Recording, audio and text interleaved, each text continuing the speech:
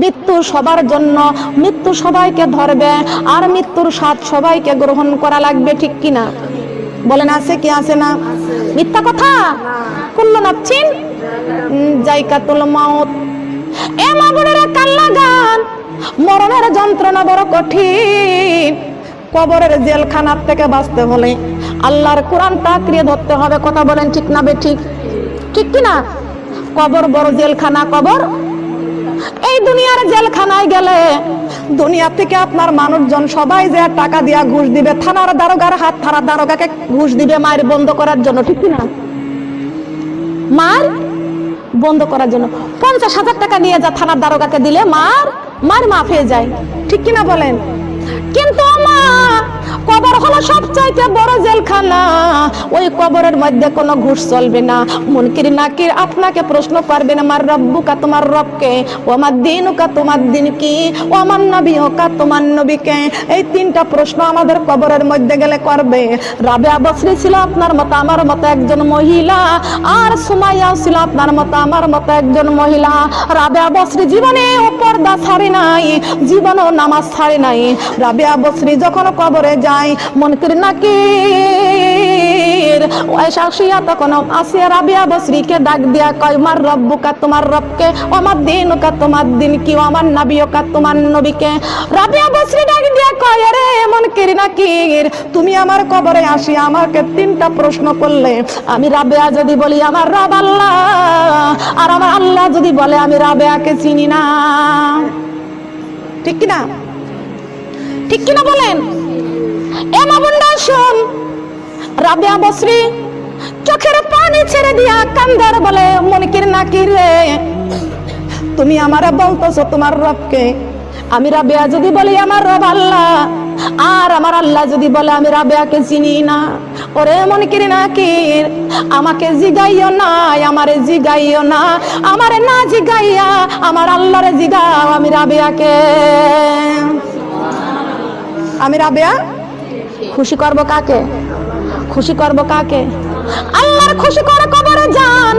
যদি আল্লাহর খুশি করে যদি কবরে যাইতে পারি গো মা, আল্লাহই বলবে ও আমার বান্দি। সুবহানাল্লাহ বলেন। আমাদেরকে বলা লাগবে না। ও মা বোনেরা, কবরের মধ্যে রেখে দিবে। কবরের মধ্যে সঙ্গে সঙ্গে আল্লাহ পাক রব্বুল আলামিন মুনকির নাকিরকে পাঠাইয়া দিবেন। সঙ্গে সঙ্গে রুম্মান নামের ফেরেশতা আসবে। সবাই বলেন সুবহানাল্লাহ। নেককারের কবরে রুম্মান ফেরেশতা আসবে। রুম্মান ফেরেশতা এসে বলবে, আরে আল্লাহর বান্দা, তুমি একটা কাগজ নিয়ে একটা কলম দিয়া তুমি লেখো, তুমি কি আমল করেছো এই আমলটা তুমি লেখো। সঙ্গে সঙ্গে মুমূর্ষ ব্যক্তি মুর্দা তখন বলবে, আমার কাছে তো কলম নাই, আমার কাছে তো খাতা নাই, আমি কি দিয়া লিখবো, আমার তো কলমও নাই, খাতাও নাই। মুনকির নাকির তখন রুম্মান নামের ফেরেশতা ডাক দিয়া বলবেন, আরে আল্লাহর বান্দা, তোমার তো কাপনের কাপড়টা আছে, কাপনের কাপড়ের মধ্যে লেখো। তখন ওই মুর্দা তখন ডাক দিয়া বলবে, আমি লিখবো, আমার কাপনের কাপড়ের মধ্যে তো কলম নাই, কি দিয়া লিখবো।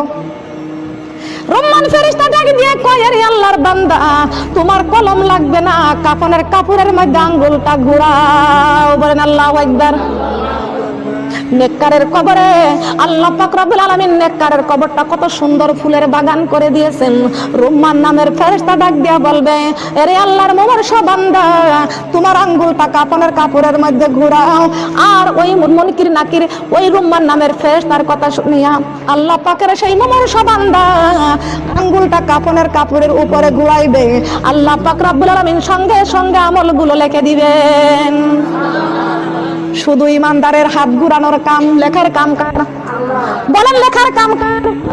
এ মা বোনরা, কান লাগান, খেয়াল করে শুনুন। ইমানদার ব্যক্তি কবরে গেলে আল্লাহ পাক রব্বুল আলামিন ইমানদারকে কত পছন্দ করেন, লেখা লাগবে না। আল্লাহ পাক রব্বুল আলামিন ডাক দিয়ে কয়, ওরে আমার বান্দা, সারা জীবন আমাকে দেখো নাই, নামাজ ছাড়ো নাই, সারা জীবন আমাকে দেখো নাই, আমার কোরআনটা বাদ দাও নাই, সারা জীবন আমাকে দেখো নাই, বেপরদায় জীবনে তুমি চলো নাই, আজকে আমি আল্লাহ তোমার কবরে সাথিয়া হয়ে আসি। ও সোনার মা বোনরা, একটু কান লাগান, খেয়াল করে শুনুন। যখন ওই মুর্দা যখন কাফনের কাপড়ের উপরে যখন হাত ঘুরাইবে, সমস্ত আমল যা আমরা করেছি সব আমল আমার আল্লাহ কাফনের কাপড়ের মধ্যে লিখে দিবেন। মুর্দা হঠাৎ করে দেখতে পারবে কবরের মধ্যে সুন্দর ফুটফুটে একটা বাচ্চা, কবরের মধ্যে সুন্দর একটা ফুটফুটে বাচ্চা।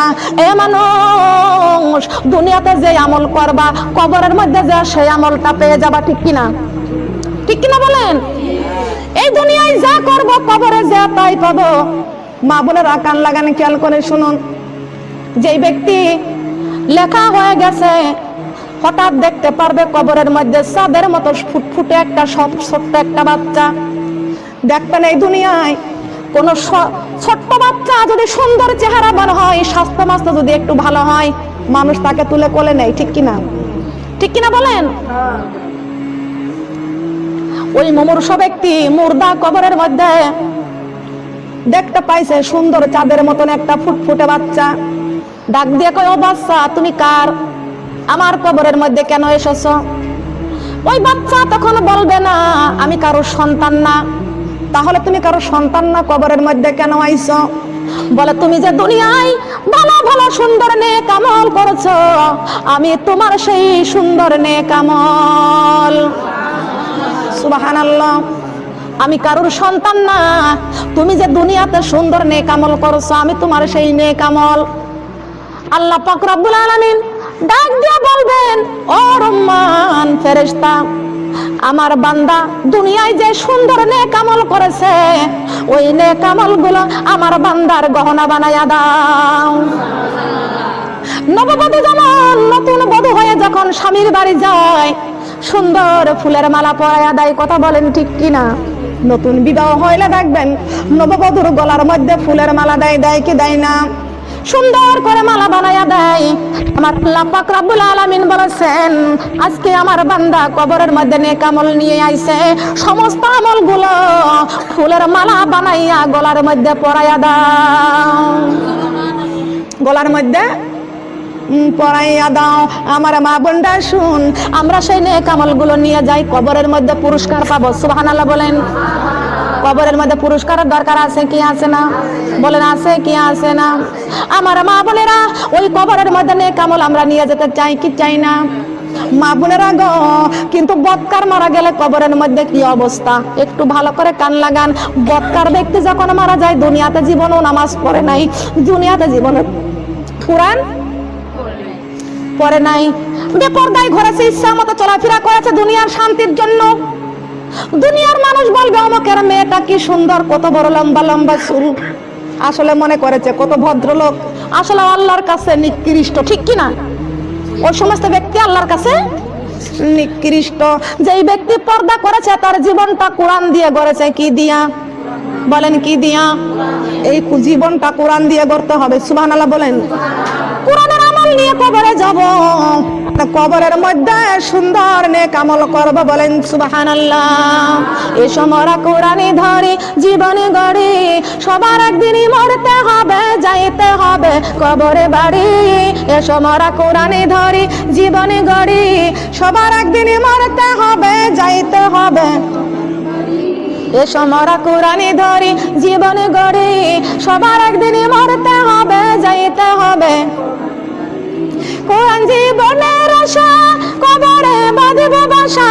কোরআন জীবনের আশা, কবরে বাঁধব বাসা। সঠিক মতো ধরলে কোরআন, সঠিক মতো ধরলে কোরআন, জান্নাত হবে আসল বাড়ি। এসো আমরা কোরআনই ধরি, জীবনে গড়ি, সবার একদিনই মরতে হবে, যাইতে হবে কবরে বাড়ি। এসো আমরা কোরআনই ধরি, জীবনে গড়ি, সবার একদিনই মরতে হবে, যাইতে হবে। বলেন না কেন? এসো আমরা কোরআনে ধরি, জীবনে গড়ি, সবার একদিনই মরতে হবে, যাইতে হবে। এসো আমরা নামাজি পড়ি, জীবনে গড়ি, সবার একদিনই মরতে হবে, যাইতে হবে। নামাজ জীবনের আশা, কবরে বাঁধব বাসা। নামাজ জীবনের আশা, কবরে বাঁধব বাসা। সঠিক মতো পড়লে নামাজ, সঠিক মতো পড়লে নামাজ, জান্নাত হবে আসল বাড়ি। এসো আমরা পর্দা করি, জীবনে গড়ি, সবার একদিনই মরতে হবে, যাইতে হবে। এসো আমরা পর্দা করি, জীবনে গড়ি, সবার একদিনই মরতে হবে, যাইতে হবে কবরে বাড়ি। আল্লাহু আকবার। সত্য না মিথ্যা? সবাইকে মরতে হবে, কবর বাড়ি কথা বলেন না কেন? সবাইকে মরতে হবে, কবর বাড়ি যাইতে হবে। বড় বাড়ি বড় ঘর, কিছু না কিছু আমার, 3.5 হাত মাটির ঘরে, ওইটা হবে আমাদের আসল বাড়ি, ঠিক কিনা? বলেন ঠিক কিনা? এটাই কি আমাদের বাড়ি? বলেন আসল বাড়ি কোন জায়গায়? আসল বাড়ি কবর। আল্লাহ পাক রব্বুল আলামিন বলেছেন, এই দুনিয়ার বড় বাড়ি বড় ঘর ছাড়িয়া সবাইকে কবরে যাইতে হবে। কথা বলেন ঠিক কিনা? ও মা বোনেরা, দেখেন বৎকারের কবরের মধ্যে গেলে কি অবস্থা হয়, খেয়াল করেন, লক্ষ্য করেন।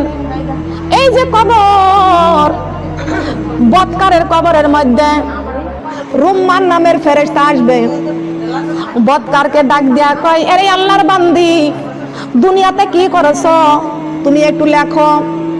বলে কি দিয়ে লেখো, আমার কাছ তো খাতাও নাই কলমও, খাতাও নাই কলমও নাই।